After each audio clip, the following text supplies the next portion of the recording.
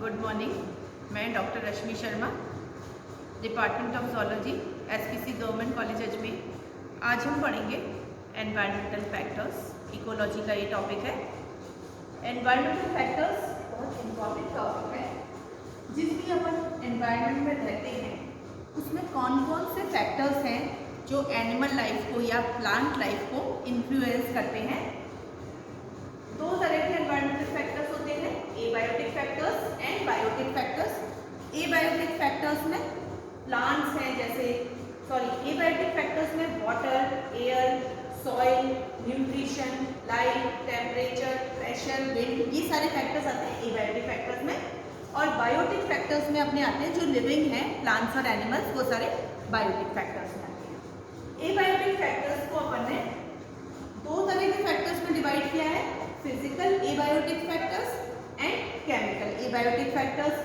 Physical abiotic factors हैं light, temperature, pressure, wind इत्यादि physical abiotic factors.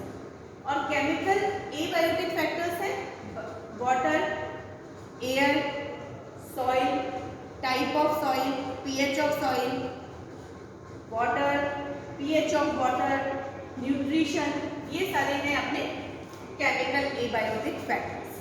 अब अपने आते हैं बायोटिक फैक्टर्स। बायोटिक फैक्टर्स को हमने दो पार्ट्स में डिवाइड किया है, एक इंट्रा स्पेसिफिक बायोटिक फैक्टर्स और एक inter specific biotic factors.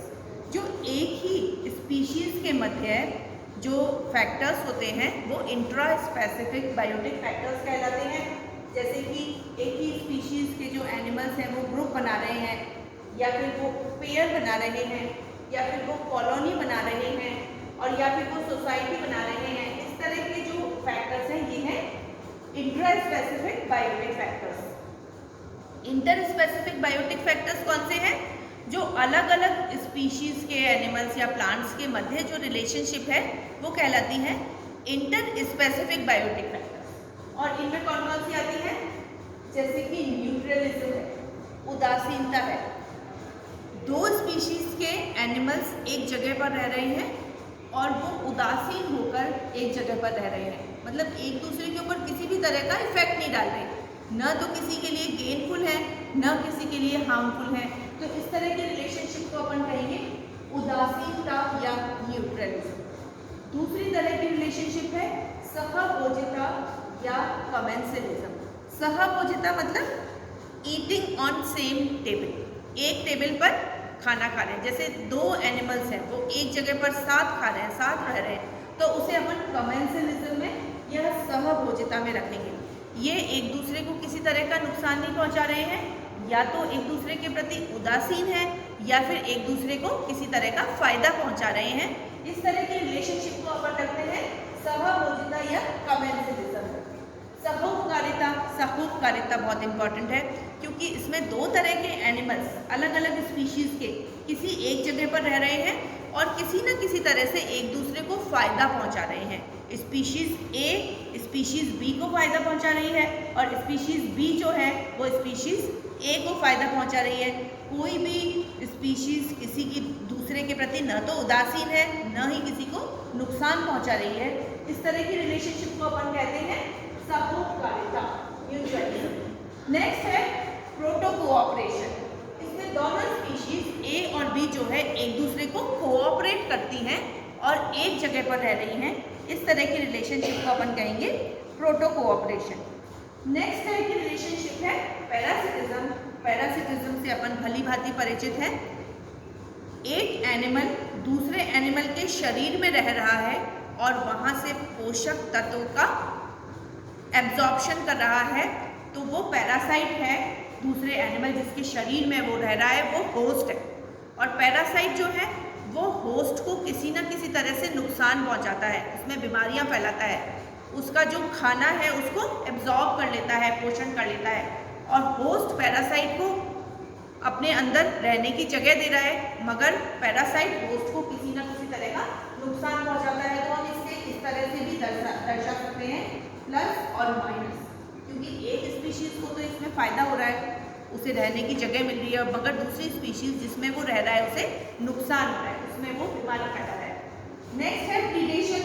Predation में क्या होता है कि स्पीशीज ए और स्पीशीज बी, एक एनिमल बड़ा है जैसे शेर है, वो रैबिट को खा रहा है, तो इस तरह की रिलेशनशिप प्रीडेशन कहलाती है। ये एक इकोसिस्टम में रह रहे हैं और बड़ा एनिमल जो है वो छोटे एनिमल को भक्षण कर रहा है, एक प्रे है और एक प्रीडेटर है। इसमें भी एक को तो फायदा हो रहा है और एक को नुकसान हो रहा है, तो हम इसे प्लस और माइनस से शो करते हैं। उदासीनता को हम कैसे शो करते हैं? 0 0। ये एक इकोसिस्टम में रह रहे हैं मगर एक दूसरे को ना तो फायदा पहुंचा रहे हैं ना नुकसान पहुंचा रहे हैं। सहभोज्यता को हम कैसे प्रदर्शित करते हैं? प्लस और 0। ये दोनों स्पीशीज ए और बी एक इकोसिस्टम में, एक एनवायरनमेंट में रह रही हैं, एक को फायदा हो रहा है और एक को ना नुकसान हो रहा है ना फायदा हो रहा है। सहोपकारिता को हम प्लस और प्लस से दर्शाते हैं क्योंकि इसमें दोनों स्पीशीज को एक दूसरे से फायदा हो रहा है। ये बेस्ट तरह की रिलेशनशिप होती है म्यूचुअलिज्म। बाकी मैंने आपको बता ही दिया पैरासिटिज्म, उसमें एक को नुकसान एक को फायदा होता है। इसी तरह से प्रीडेशन में भी एक स्पीशीज का तो संख्या कम हो रही है, जैसे शेर जो है वो रैबिट को खा रहा है या किसी छोटे एनिमल को खा रहा है, तो एक बी स्पीशीज का तो जनसंख्या कम हो रही है, उसे नुकसान हो रहा है, मगर जो ए स्पीशीज है लायन है उसकी जनसंख्या बढ़ रही है। नेक्स्ट है अपना, अब अपन एक एक फैक्टर को डिस्कस करेंगे। Physical factor, physical abiotic factor, chemical abiotic factor. सबसे पहला जो फैक्टर है फिजिकल एबायोटिक फैक्टर में वो है लाइट। लाइट प्रभावित करती है, किन किन जगहों पर लाइट पहुंच रही है, किस किस जगह पर लाइट नहीं पहुंच रही है। एक्वेटिक हैबिटेट में ये बहुत इंपॉर्टेंट है, जैसे वो पॉन्ड हो या समुद्र हो, ऊपर की सतहों पर तो लाइट पहुंच पाती है मगर निचली सतहों पर प्रकाश नहीं पहुंच पाता, उन्हें एफोटिक जोन कहते हैं। और जो जहाँ पर प्रकाश अच्छे से पहुंचता है उसे यूफोटिक जोन कहते हैं। जैसे ये आपका तालाब है, ये ऊपर वाला जो है यहाँ पर तो लाइट पहुंच पाती है अच्छी तरह, मगर नीचे वाले जोन में लाइट नहीं पहुंच पाती है।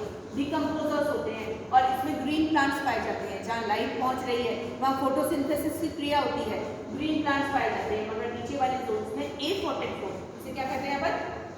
एफोटिक जोन, क्योंकि यहाँ प्रकाश नहीं पहुंच पा रहा है, अंधेरा है पूर्णतः, और डिकम्पोजर्स पाए जाते हैं। और ये कौन सा जोन है?